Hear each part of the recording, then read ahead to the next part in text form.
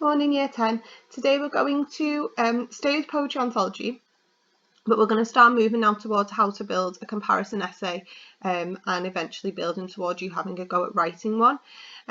Obviously what we're doing is building on our comparison paragraphs that we wrote, so we're now going to try and expand that into a full essay. And I've split it down for you across this week because obviously I realised that whereas in class we might have been able to do this in 1 hour, I don't think that we'll be able to do that in this capacity. So all your notes please for today's lesson can you write in yellow books because you will need them all the way through to your GCSEs next year.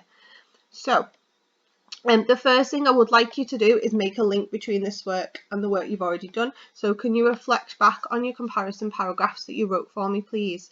And can you check what your EBI was? Also look at your What Wells, because obviously you need to do those same skills again. But can you just jot down underneath that title, how to build a comparison essay, what your EBI was? Because that's obviously what I'd like you to focus on moving towards when you're writing your full essays. If you didn't hand in that work, so you don't have a personal EBI, you should still have one that you created yourself.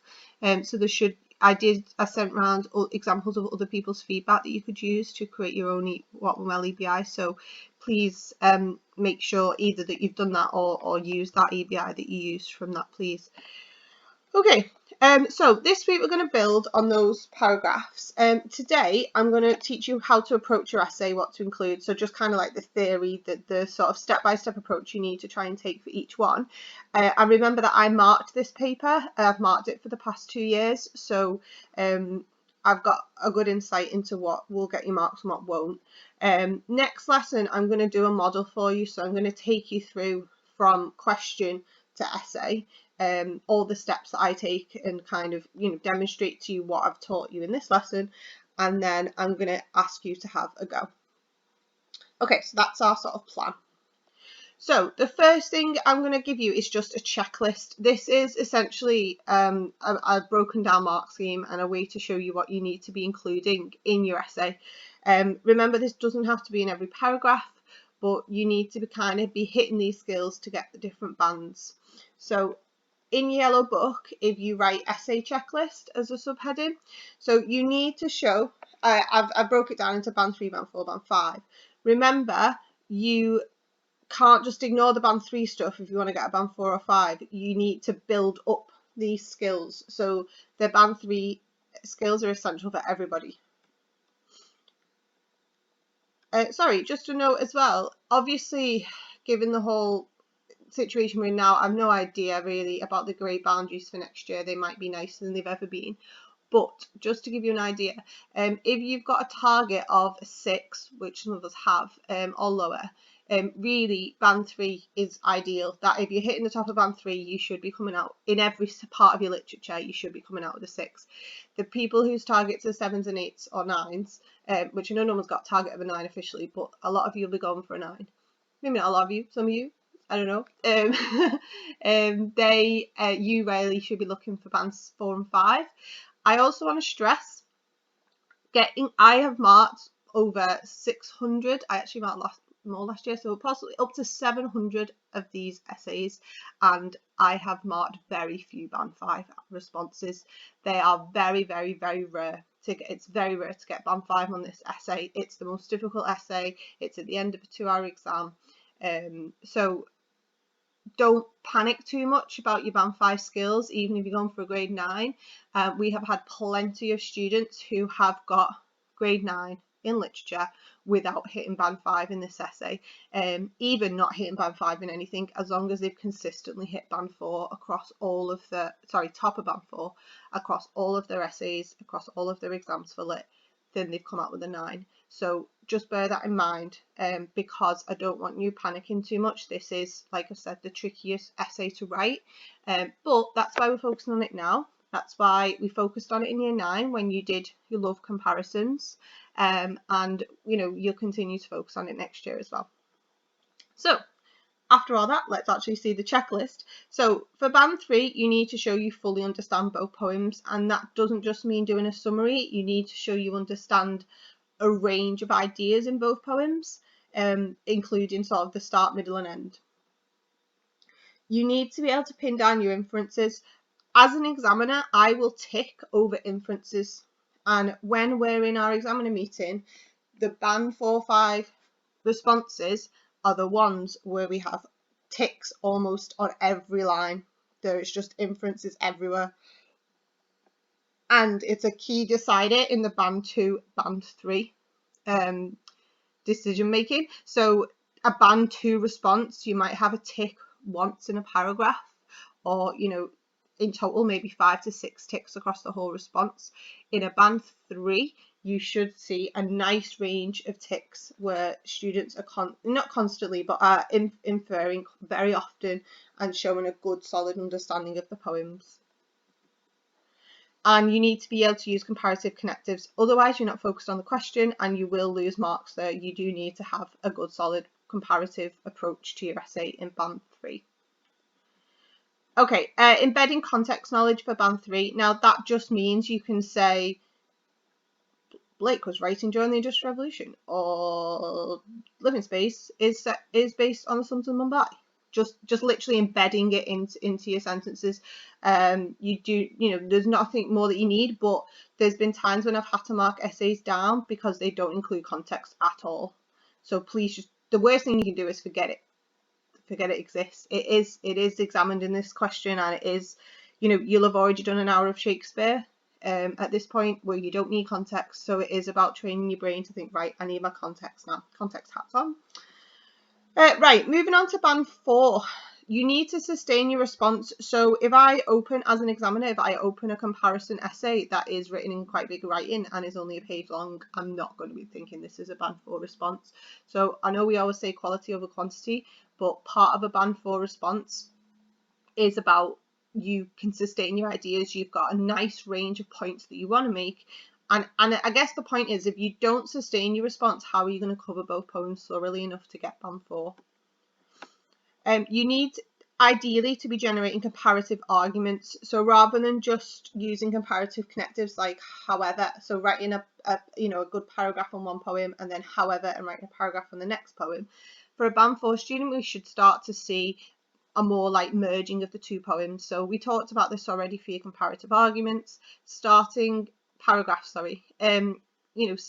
a line of argument in Blake, blah blah blah, whereas in Darker, blah blah blah. So you're establishing a comparison at the start of your paragraph and building that would be a better approach band 4. You need to be able to compare writers' choices. So this is where you really get into your AO2, your word level analysis. You do need word level analysis for the top of band 3, or at least be commenting on the writer's effects and choices. However, band 4 is about where you can start comparing those. So essentially the way we can kind of look at that is you do what went well. You do your word level analysis and then you cross-reference to the other poem. And you're all really good at cross-referencing.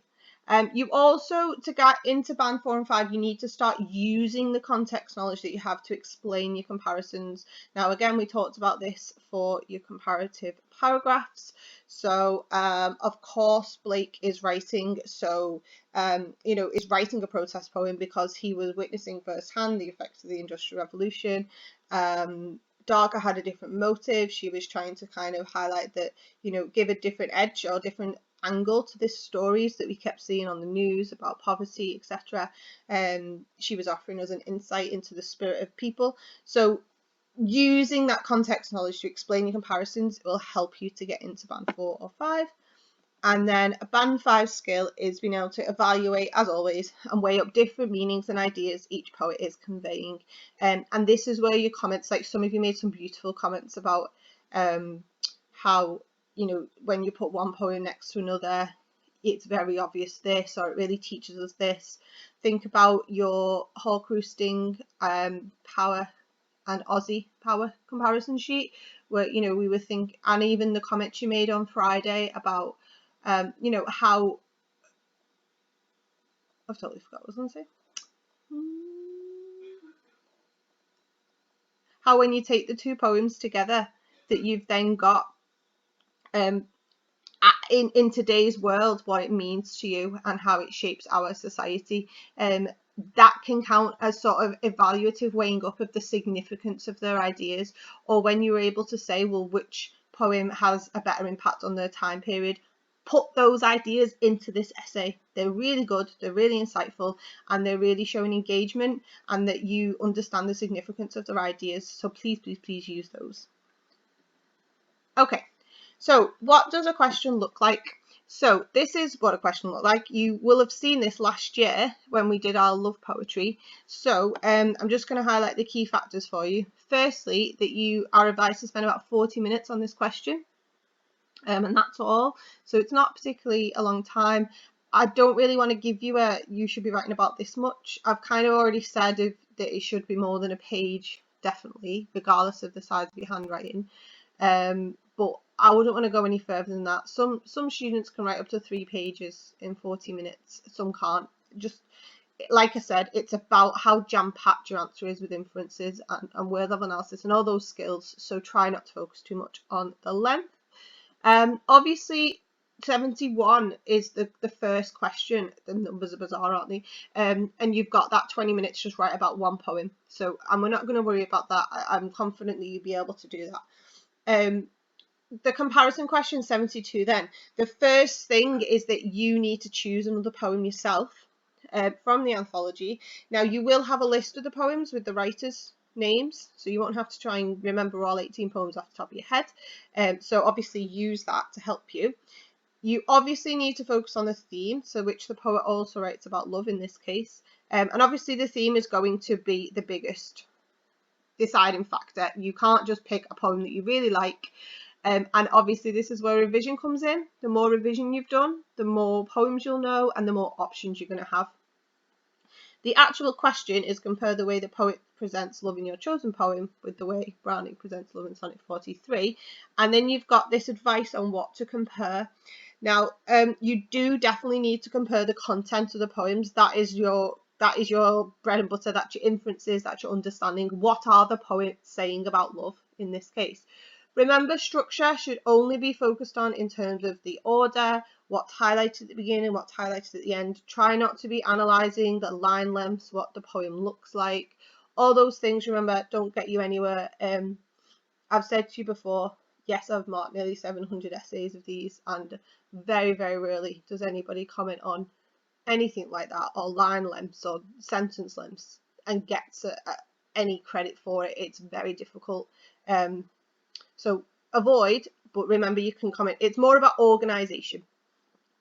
How writers create effects is your word level analysis. It's your analysis of the writer's choices, using terminology where appropriate. Don't get bogged down in trying to talk about metaphors, simile, sonification, onomatopoeia in every single paragraph. They were the most basic terminology, is a good thing of there. But just don't worry too much about it. As an examiner, I've never really thought you're not a band 5 student because you've not included terminology. It might make me lower it towards the top end of band 5 though. The context of the poems and how they may have influenced the ideas in them, that's what I was talking about starting to use your context and linking the context to the outcome. Like, this poem's been written, what's it been shaped by, and also how does it influence our ideas about them given the world we live in now. And then just a reminder that you will have the first poem printed for you, so you won't have to be remembering anything about the first poem. It's there, use it. You'll have just used it to write your first, to write question 71, so it should be in your head. Okay, so still in yellow book, can you write the subheading, how to approach the question? So you're going to decide what your comparison poem will be before you do anything else, obviously. So do's for that, if you just jot these down, please. So do's for step 1, deciding what poem. You do need to think about this really carefully. It's really important that you take your time, because sometimes obvious choices aren't actually good choices. You need to pick a poem. This is your key rule. You need to pick a poem that has at least 3 different arguments or points or types of the theme. Now, I'm going to give you an example of what I mean by that on the next slide. But don't just think, oh, this poem's also about this, when actually it isn't. It's just one thing. There's only one point you can make. If you don't have about 3 to 4 different arguments, then how are you going to build a sustained essay from it? You also need to pick a poem that you know well, and again, this is where your revision will give you more options. There have been students in the past who have known that they should be using Manhunt, for example, for the question, but they didn't revise Manhunt. They couldn't remember enough about it at all they could remember is what it's about, so they couldn't use it in the exam and they were limited. Think about how disheartened you would feel knowing that you're already on a back foot because you've already picked a poem that's not ideal. So give yourself a first shot at this. You've got another year. Make sure you kind of revise the poems regularly, and give yourself loads of options in the exam for which poem you could pick. Don't just launch in. So I've already said, haven't I? Some poems seem good. Again, I'm going to give you some examples in a minute. This is almost a do really, but don't start writing without jotting down your 3 to 4 comparative arguments. I'm not asking you to write full-blown comparative sentences at the top of your essay. You've only got 40 minutes. Just literally bullet points. What are your 3 to 4 differences and similarities about this theme? If you can do that, then you've got a cracking poem and you can get started writing. If you can't do that, then you need to think again about which poem to pick. And this is why I'm very cautious about length, and giving you guidance on that, because you actually, the examining board always take into account that this is exam conditions. You've only got 40 minutes, and that if you want to take some time to plan, take it. Please don't panic over remembering quotations. So don't sit there and think, oh, I can't do that poem because I can't remember any quotes from it. It's about paraphrasing. It's about your knowledge of what's the first part of the poem about, what's the middle part of the poem about, what's the end, what feeling does the poet leave you on. If you know that, then you can still get a decent essay out of your chosen poem. So please don't sit there thinking, oh, I don't know any quotations, I can't choose it, or whatever your equivalent would be. Right, so I'm going to give you an example. You don't, I think maybe just write down one example of a good choice and a not great choice. But last year, students were given A Wife in London, which we studied last year. If you remember, it was the one about the woman who finds out her husband has died in the World War. She gets a letter to tell her, and then the next day she gets a letter from him saying that he's really looking forward to seeing her again. It's really sad and tragic. And the theme was loss. So having marked many of these were the choices that I felt were really effective. So Manhunt was probably the best choice, and it was also the most chosen choice. So students are really good at picking the right poem. The reason Manhunt is a good choice comes back to this idea of the power of 3. You need to have 3 types or 3 arguments you can make. So in the Manhunt, we have really good range. We have the physical loss of the soldier returning from war, and he's got the damaged shoulder blade, etc. So loss of physical movement. We've got the emotional loss, the relationships losses of failing to connect with his wife, and we've also got the mental losses. Don't even remember the mind, that he's got like an unexploded mind trapped in his brain. So there was a really decent range of loss that you could build your essays around. Another good choice was Mammoth's Wood. So loss of a generation and youth. Wasted young, remember, is one of the key quotations from there. Loss to the land. Remember, the earth stands sentinel. The earth's watching over. They're still digging up these relics. The earth's still being disturbed years later. And how we can help to counter loss by remembering is very much a spirit of Shear's poem. He wants us to celebrate and remember these men, which kind of, hopefully reflects VE Day we recently had, for those who did use VE Day to remember those we'd lost. So again, Mammoth's Wood was a really lovely choice. Remember that you can take into account how the theme is counted in a poem. That is a comparative point. Another word we mention is dulce. Dulce, you've got loss of innocence, loss of respect for the generals, loss of sight, loss of sounds, and senses in this first stanza. The loss of calm and control of the gas attack. So dulce was a good one as well. So you just need to jot one of those down as an example. Not so great choices. I feel bad saying bad choices. Poor choices, not great choices.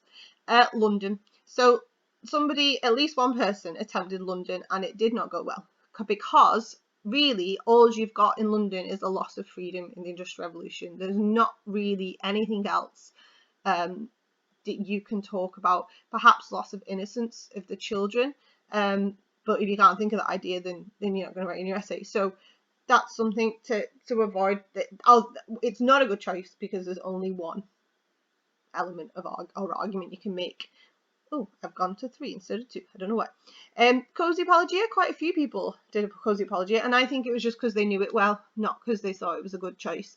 Yes, the couple in the cozy apologia. Do you remember they're hiding from a hurricane, and they're sitting together at their twin desks. They're both writers, her and her husband, and they're spending lost time together. She fills her stolen time with him. So yes, I guess they've lost their freedom. It's actually I recommend going back and reread this poem. It's really interesting from this perspective of what we're living through now. They actually gain a lot. She's very positive. She gains reflection time. She gains time to spend with this person that she loves that she otherwise wouldn't. So that was quite difficult to manage for loss. It didn't go well. I don't know where number 2 is. An honourable mention is grief. Now, you've not studied grief yet, so I didn't really want to harp on about it too much. Grief is one you'll do next year, and the reason I wanted to mention it is because it is about loss, because it's called As Imperceptibly as Grief, and it is a poem about grief and about losing someone. So of course it's about loss, but it is a very, very, very difficult poem, and many students attempted it who kind of were getting banned too, because they didn't really understand the poem. So I think that I just want to include that as a word of warning.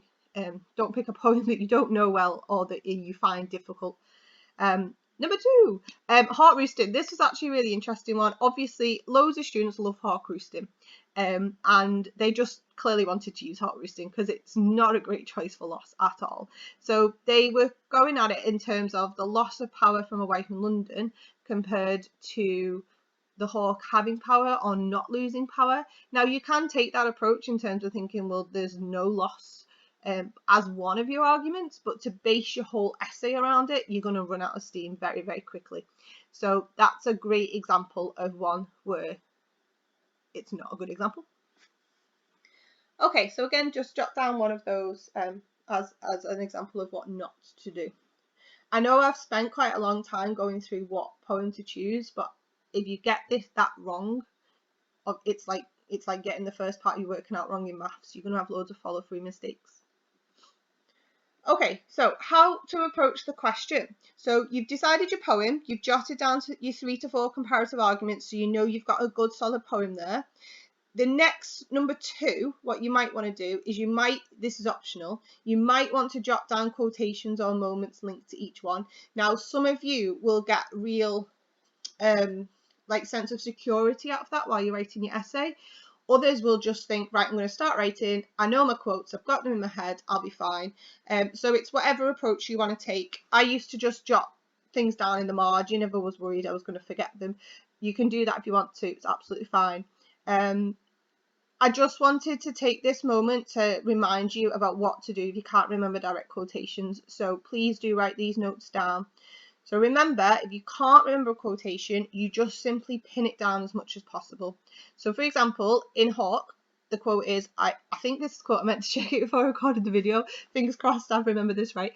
I sit at the top of the woods, my eyes closed. Now, if you can't remember that exactly, it doesn't matter. If you write, I sit in the woods, my eyes closed, you will still gain marks. No examiner is going to say, oh my God, this student can't even remember it word for word. They will credit you for that. If you go even further and you think, I can't remember really at all what the words are in the right order, and you just write, the poem opens with the hawk sat in the top of the trees resting, you will still gain marks. That is still a really precise knowledge of the opening of this poem that you've not got in front of you. That's amazing. You're in exam conditions, it's hard to remember things. You know that poem well if you can say that precise information about it. And you can still even go on to do analysis of the writer's choices from that. You can still talk about the fact that, he's in the top of the trees because Hughes wants to highlight immediately in the opening of the poem that he's, top of the food chain, he's in power, he's in control. And resting suggests that he's not afraid of predators. You don't need to remember my eyes closed. You've still got the idea of the poem. You've still got the idea that Hughes is promoting this thought process that the hawk is having, where he just doesn't care and he's not afraid. Okay, Step 3 again is optional. You might want to jot down context linked to each one. This is just about creating a security blanket, but if you don't need it, you don't need to spend your time doing it. You might want to just jot down a couple of words, and as well to remind yourself, or just write context at the top of your page. It's completely optional, but again, this is always also an opportunity for me to remind you what context can be. So remember, it can be as simple as saying any of the, I don't know why Mumbai's got to. Oh, sorry. It can be as simple as just saying Victorian England, Mumbai, Industrial Revolution. That's your band 3 context. Just get it in. Just embed those words. Remember though that you do need to be comparing context and how it shaped the poems to get into band 4 or 5. If you're just including a line at the end about for today's readers, this poem strikes a note about, or this poet, this poem is particularly more effective or more reflective of current society, because that's your context. Okay, so enough of the optionals now. You've got no. Oh, sorry, this is step 4. I'm really sorry. So for step 4, you're going to start writing your overview, and this is obviously you start writing your essay. Now we've done overviews to death, so you're going to summarise how the not the best comparison. You're going to summarise how the poems present the theme similarly or differently. So your do's, if you can jot these down for me for your overview, you do need to show you understand the heart of each poem, so the core way that each poem presents your theme. Now use your knowledge mats. You've all got on your knowledge mats the heart of the poem written down, so just use that. Use comparative connectives to show the examiner you're focused on comparing, and make sure you keep it short. Don't think you need to include loads of stuff in your summary. You've only got 40 minutes. So don't include quotations. That's going to counter the keep it short. Wait till you've got your analysis. Don't waffle, just write 1 to 2 sentences. 3. Oh, it's all going wrong now. Number 3 is random. Don't forget to use the theme from the question for both poems. So obviously, if the theme is love, you're going to pin down this poem's about love, blah, blah, this poem's about love, blah, blah. Don't forget to use the precise word from the question. Okay, right.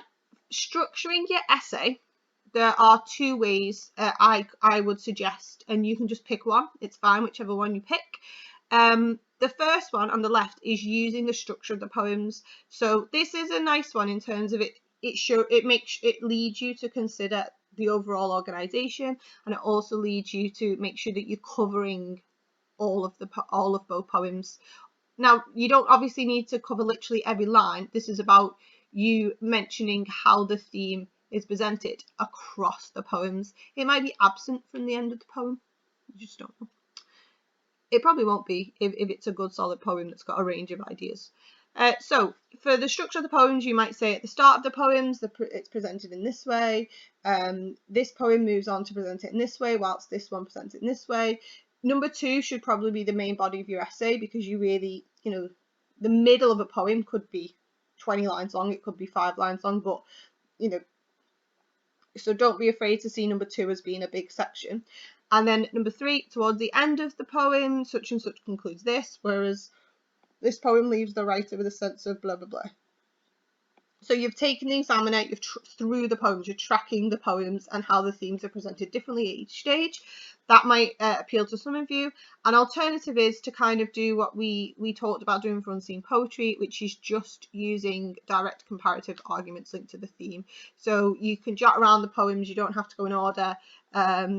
Such and such presents the theme as this, whereas this presents the theme as this. Both poets also suggest the theme as this, and whilst this writer suggests the theme as this, writer 2 suggests it as blah, blah, blah. So you're just basically doing 3 to 4 comparative arguments. I think the thing with this one is, the danger is that you pick 3 comparative arguments that only deal with the first half of each poem, and then you've not shown a full understanding of both poems. So that's a limitation of this one. A benefit of this one is that you have a little bit more freedom to jot around, do some cross-referencing, synthesize ideas from across the poem to formulate your lines of argument. So potentially this is better for sort of the top of band 4, band 5 students, as long as you've got the the ability to step back and think, have I covered both poems thoroughly? The first one, the structure of the poems, doesn't necessarily mean you can't get band 4 or 5 with it at all. You can still write a really brilliant essay of that approach, so just bear that in mind. You can pick, if you want to just write down one approach, you can. You don't need to write both down if you're very confident now which one you're going to do. But if you're not, if you think, oh, I kind of like both, then obviously jot them both down. You've always got this video to come back to. Right, last slide, last new thing is obviously then I've taken you through how to structure the actual essay, but now thinking about your actual paragraphs and building them. You've already had a go at this because you've already had a go at doing a comparative paragraph. On the right hand side is that checklist that I went through at the beginning. Obviously you need to try and get a range of these skills into each one, but just some final tips from the board, i.e. me really, as an examiner, about how to build your paragraphs. So please pin down plenty of inferences. This is where you're going to show your understanding. This is where I think we just need, and it's something that just can be embedded, and I try to highlight this in your feedback where possible, where you've done it really well or where you could do it a bit more. So just when you finish the paragraph, especially now where you're at the practicing stage, you're not under time conditions, go back and just think, where would an examiner put a tick here? Like, where have I shown understanding of the poem? Where have I pinned down the writer's meanings? And think about how many ticks you'd give yourself. Don't forget to compare word level analysis. So remember, the best way to do that is word level analysis plus cross-reference to the other poem. Don't be afraid to keep going. This is the key thing, really. Try to avoid doing quotation inference from both poems and then moving on. That's a nice sort of low band 3 response. You need to stay in your argument, at least to do a bit of commentary on the writer's choices or language to get yourself to the top of band 3. But linger, explore, pick apart, compare, link a word in one poem to a word in another poem, then tie that to context. Really wrap it all up in a neat bow. Like, really think about how it all works together to create meaning, how context has shaped it, how you as a person reading this in 2020 are interpreting these ideas because of the world you live in. You really can go to town on this. So please don't just Q&A and then move on. This isn't language. Check your paragraph. Have you included a context link? If not, edit it. Don't be afraid to edit, or, I don't care as an examiner if I open up someone's response and it's a mess and it's got scribbles and it's got these little asterisks. I will follow those, and I'm pleased to see, if a student has included a little star and underneath has written about context or embedded it in, because I think, right, the student knows what they're trying to do, they've remembered. I'm not going to penalise anyone for forgetting. This is an exam situation. So just, if it's not on the page, it can't be credited. So don't be afraid of going back and editing and adding in. But please check you have got a context link. I mean, I'm not saying every paragraph, it depends, your paragraphs will be, you'll shape them in your own way, in your own style. Maybe it might not be relevant to every paragraph or the way you've structured it, it's fine, but just make sure you've got a good range. You've got, I don't know, a rule of thumb is three references to context across an essay.